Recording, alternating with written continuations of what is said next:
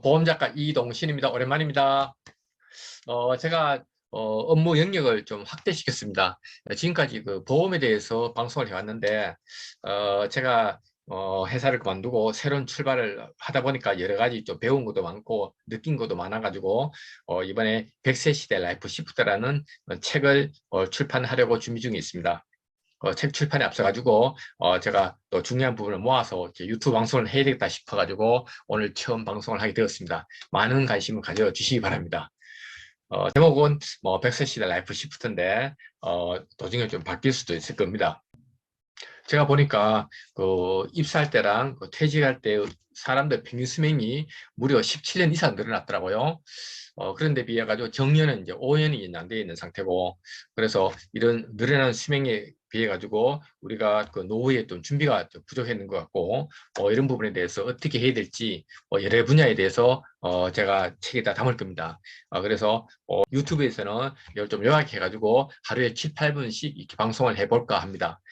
그래서 뭐 수명이 얼마나 늘어났는지, 그다음에 뭐 재무적인 준비가 중요한 건데 어떻게 해야 되는지 해서 뭐 연금이라든가 펀드, 부동산, 1인 기업, 뭐 창업 등 여러 가지 부분을 다루고자 합니다. 많은 관심 가져주시기 바랍니다. 우선 그 유엔에서 그 평생 연령 기준을 발표했습니다. 유엔에서는 청년 나이를 18세에서 65세까지 봤습니다. 좀 우습지만은 실제적으로 65세 되시는 분들이 뭐 활동하는 거 보면 청년 못지 않습니다. 그리고 중년 나이를 66세에서 79세까지 봤고요. 노년을 80세 이후로 봤습니다. 근데 뭐 이 그 유엔 기준이 그렇게 뭐 엉터리한 생각이 안 들고 상당히 뭐 현실과 가깝다는 생각이 듭니다. 각 연대별 그 평균 수명과 가동연한을 비교한 표거든요. 보시면은 그 1989년도에 남녀 평균 수명이 66세였습니다. 그런데 그 30년 후 2019년 12월에 보면은 83.3세로 17년이나 늘어났습니다.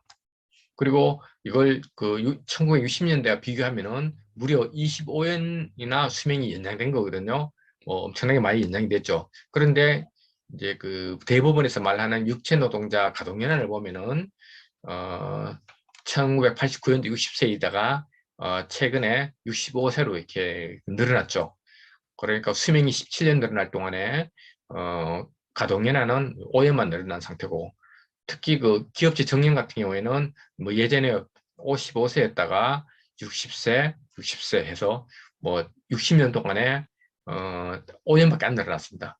수명이 25년 늘어날 동안에 정년은 5년만 늘어난 상황입니다. 무려 뭐 20년 차이가 나죠. 기능직 공무원도 55세, 58세였다가 60세로 2년 늘어났고요. 국민연금 수급 시기도 예전에 60세였다가 지금은 이제 5년 연장이 돼서 65세부터 수령하게 되죠. 평균 수명에 대한 정의가 중요한데, 지금 0세로 출생하는 사람이 향후 생존할 것으로 기대되는 평균 생존 연수입니다. 그러니까 뭐 이 숫자에는 중간에 교통사고라든가 암이라든가 뭐 뇌졸중으로 사망한 사람들까지 다 포함되어 있습니다. 실질적으로는 이거보다 더 오래 산다는 얘기죠. 다시 정리를 하면은 남녀 평균 수명은 30년 전에 대비해서 17.3세가 늘어났고, 이 기간 동안에 법적 가동연한은 이제 5년이 연장됐습니다. 그다음에 기능직 공무원은 2년이 연장되었고, 국민연금 지급 시기는 60세에서 65세가 되었습니다. 그리고 우리나라 공식 퇴직 연령이 대부분 직장 60세인데 실질적인 은퇴 연령은 남성은 72세, 여성은 72.2세라고 합니다. 남녀 모두 공식적으로 퇴직 후에 뭐 평균 12년 동안 더 일한다는 얘기죠. 이 12년 동안 아마 그 정규직이 아니고 비정규직 내지는 이동직으로 이렇게 일을 하고 있다고 보시면 될 것 같습니다. 하여튼 뭐 우리 인류 역사상 이렇게 사람 수명이 늘어난 적은 없었을 겁니다. 그래서 그 종려 같은 경우에는 뭐 주된 일자리에서 은퇴한 게 60세이고 그 이후에 70세 전후에서 사망을 하니까 노년기는 그냥 보냈으면은 노년기를 그냥 보내도 아무래도 문제가 없었습니다. 그런데 현재는 뭐 주된 일자리에서 뭐 60세 되기 전에 대부분이 퇴직을 하죠. 보통 55세에 퇴직을 한다고 하는데 이런 공백기가 생겼습니다. 그러면 연금 수령에도 이제 공백기가 생긴 거고 83세에 사망한다고 하면은 약 23년간의 공백 기간이 생기는 겁니다. 그래서 만약 60세에 은퇴해가지고 기대 연금 83세까지 산다면은 23년간의 그 공백기가 생기는 겁니다. 참고로 이제 OECD 국가 같은 경우에는 공식 퇴직 연령이 65세이고 실질적인 은퇴 연령도 남성이 65.1세, 여성이 63.6세로서 공식 연령하고 큰 차이가 없습니다. 특히 뭐 정년 얘기가 나왔으니까 얘기를 하자면은 미국과 영국은 뭐 정년이라는 제도가 아직 없고 일본은 70세, 독일은 정년이 67세로 규정되어 있다고 합니다. 이거는 그 서울시 50 플러스 전환에서 그린 인생시계인데 보시다시피 지금 50대, 60대 있는 분은 한창입니다. 인생에서. 그래서 아직 뭐 본인의 전성기는 오지 않았다고 봐도 될 것 같고요. 예전에는 60세면 이제 다 살았다고 생각하지만은 지금은 80세, 90세 이후에 뭐 그런 생각을 해야 될 것 같습니다. 그리고 뭐 단순히 기대 수명만 늘어난 게 아니고 건강 수명도 뭐 상당히 많이 늘어났죠. 그래서 2000년도부터 2019년 사이에 비교를 해보면은 요 가운데 게 이제 남녀 평균입니다. 위에 게 여성, 아래 게 남성인데 건강 수명 보면은 2000년대 67세여서 지금은 쭉 올라가서 2019년대 73세로 이렇게 건강 수명이 올라갔습니다. 평균 수명도 76세에서 83세로 이렇게 올라갔고요. 여성분 같은 경우에는 이제 기대 수명이 86세죠.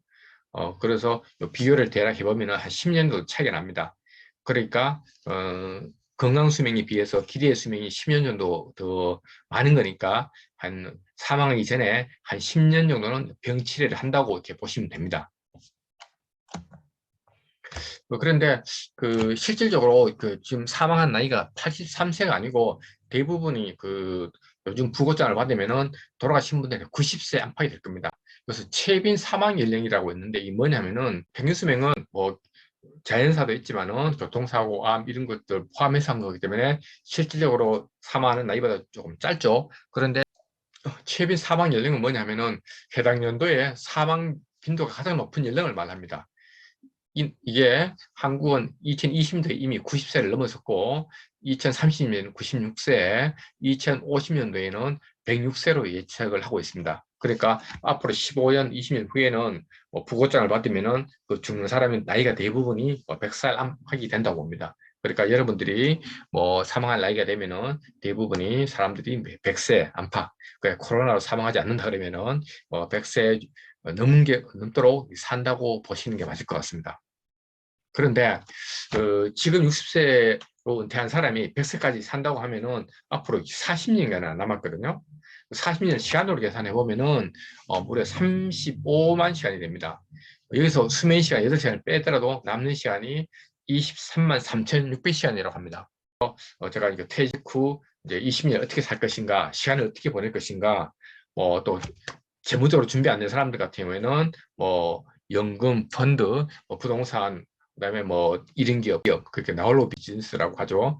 이런 부분에 대해서 앞으로 얘기를 나눌 수 있도록 하겠습니다. 오늘 이걸 마치고 다음 편도 기대해 주시기 바랍니다. 감사합니다.